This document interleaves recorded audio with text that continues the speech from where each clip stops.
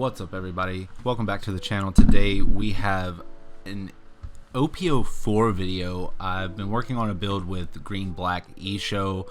I don't want to share the deck profile yet. I want to do some more testing, but this is a really fun game against the Yellow Katakuri player. So we're just going to go ahead and run it and kind of just go through. So we do Mulligan here, and our hand's going to be Suru, Issho, Kuzan, 4-drop Kuzan, Paradise Waterfall, and a Punk Gibson.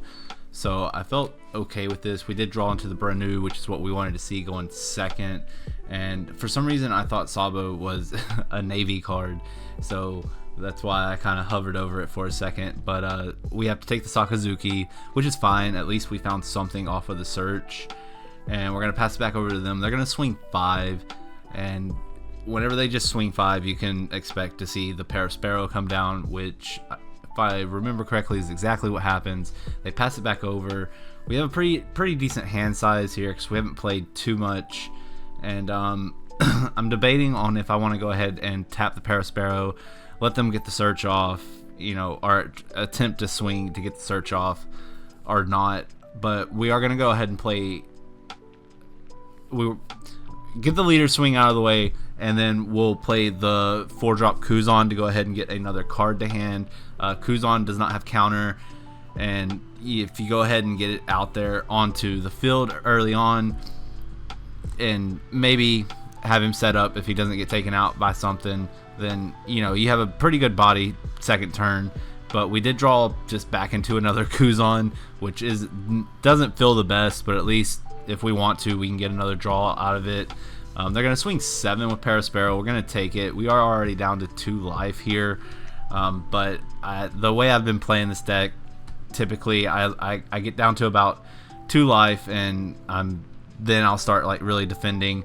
They do swing 7 with Katakuri, looking at their own life, and they left it at top, knowing that, you know, that they're probably got a trigger they're trying to get off. So better just go ahead and rip that band-aid off and see what they got. We do take 1 more life, and we get the Issho. I like the Issho because it does let you rest something. If not, it's a 2k counter in hand. Our hand's looking pretty chunky at this point. What I was intending to go for with this build is to play a lot of defensive cards early on, and then as you get into the higher curve plays, that's when you start dedicating the bigger bodies to the board. And from there, you have a lot of events and 2k counters to play defensive whenever, well, let me rephrase that. You have a lot of 2k counters to mitigate that you can't use the events whenever you have to use, you know, dawn out like this for the Sakazuki. We do just trash the other Sakazuki because I don't see me dedicating another one onto the board anytime soon, and it's not a counter either. So we want to keep as many counters as possible in our hand just to survive the bigger swings, especially being at 1 life. We do have them down to 3. They counter out with the Strusen for 2k, and we're going to pass it back to them. At this point, they're on their 7 Dawn turn, so we could expect to possibly see 7 drop Big Mom. If so, that does kind of hurt, but right now they're just going to swing 5, which again just kind of feels like they're probably going to drop that Big Mom. I realize that all I have in hand is 2k counters. Izzo's the only thing I have 2 copies of, but they do drop the 4 cost blocker, Sanji from 04, and a Parasparrow. At this point in the game, you really don't want to see a Parasparrow on the board because you don't want it to help them search. But the thought process here is possibly drop Issho and you know, tap out the Sanji so they can't block. But I figured go ahead and swing with the big 7k body, see if we can bait out the blocker so we don't have to use the 3 Dawn for the Issho, and maybe save the Dawn for events or something once we pass back to them. And if not, then if they don't block, we're going to play, I think, the Issho to tap it out. But they took the hit, and we're waiting to see if there's a trigger. They did not trigger, actually. And so With 8 Dawn up, it's kind of, I'm just kind of contemplating what to do here. I do stop myself from playing the Issho, I believe. I think I end up going with the Sabo or the Borsellino to establish a blocker just to help mitigate things.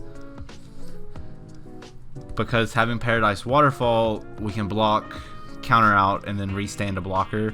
So we're going to trash the Kuzan here and the other Punk Gibson, because we're not going to be able to use 2 of them in a turn, and the rest of the cards in hand are either 2k counters or things we could set up for the next turn.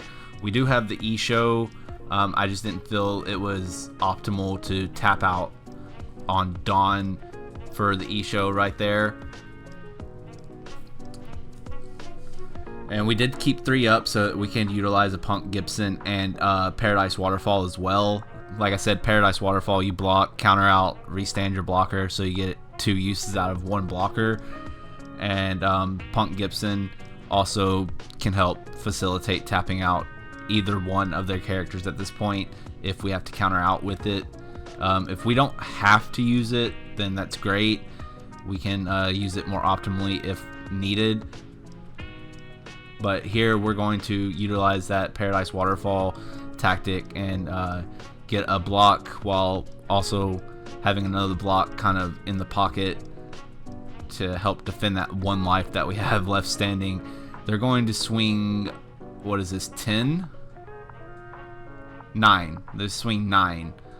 And we're going to Sabo, and then we're going to go ahead and Punk Gibson to tap their blocker, so next turn we can go ahead and swing with little to no problems. They do get the Cracker on board. Not really what you want to see, but at this point, the double attack, if they can get that off for some reason, is really not going to be that big of a deal. They do have 7 cards in hand, 6 cards in hand exactly. So we're going to drop the Issho down because that does leave us with 2 Dawn. And so we're going to swing 5 just because they don't have the blocker. But if we can get a card out of hand, that's good, because then when we swing with something bigger later on in the turn, they have less to counter out with. That, or they're just going to take the life, which helps us out with kind of getting that life down. And also, if we can survive another turn, we have enough bodies on board that if we have to give up the Sabo, we have no problems.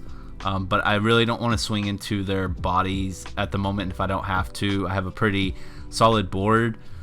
But I am going to swing with Sabo because I have no counters, or no counter events in hand. So there's no point in leaving any Dawn up. We're going to swing 8 with Sakazuki here. And then at the end of the turn, we're going to utilize Issho's ability to restand a 5 cost or lower character. So we still have a blocker active. We still have, what, 4 2Ks in hand, plus the Borsellino's a 1K. Kuzan is dead, but it is what it is. You can't always have counter, like every card be a counter in hand. But I feel pretty confident between the blocker and all the 2Ks and 1 life that we can make it through this turn. And as long as we make it through this turn, we should have game. The Big Mom does come down and they trash the life, so it puts us in a bit of a pinch. But essentially, it's just survive. That's all we want to do. And I think they know that if I can survive, we probably have game. So we're going to take the free block with Sabo. They're going to swing with the Cracker for 5, which we will then just 2K out of. We want to keep one of the Izzos so that if they don't swing with their blocker, we can tap their blocker down and not have anything to worry about, which is exactly what happens here. So I believe we're gonna go ahead and play that, tap out the blocker, and now we're just kind of set up to swing 4 times. It's just a matter of mathing out how to swing. So I know they only have 2 cards in hand, so at the most they only have 4K counter. So I believe I'm going to swing with Sakazuki first. I want to save Issho for either the next to last or the last swing, so I can really make sure that no matter what they have in hand, it's easy to get to bigger numbers. So they are going to take the first swing there, so that means we need 2 more to hit within the 3 swings that we have, and we also want to make sure that if needed we can retap the or unrest the Sabo. So if I remember correctly, I'm going to swing 6. No, I'm going to swing 7 with the Sabo. That way we know that if we need to tap it back or untap it, you know, we don't forget it because it's already rested. That's just kind of the way my brain works. If I don't do things in certain ways, I will forget and end up using too much Dawn. So they're going to give me 2 cards off the Sabo, and they only have 1 card in hand, so that means they're going to have to take a 7k swing because they can't counter out of it. And then that leaves me with Issho, which, yeah, leaves me with more than enough to swing for game. So it was a really fun game. There was a lot of thought process that went through it. This deck I have been working on a little bit. There's been a lot of iterations of it. I feel pretty confident with the build that I have right now. There are a few things that I may swap out, and a few things that I may try out, but probably within the next week or so I plan to have a little bit more playtesting done with this, have the deck a little bit more finalized, and then I will share some more gameplay with the finalized deck and also share the profile. So I do appreciate you guys watching through the whole thing. If you made it this far, I apologize for no face cam today. I was just trying to bang this video out. I've been really busy and just have a lot going on, so I didn't really feel like setting everything up. But with that being said, if you enjoyed what you saw here today, please consider subscribing. We're almost at that 200 mark, and it's just been really cool to even think about hitting 200 subscribers and what the future holds after we do hit that mark here on the channel. So if you're new here, hit the subscribe button. It means the world. If you liked what you saw, hit the like button so it lets me know to continue to do content like this. And until the next one, I'll see you out there on the open seas. Later, pirates.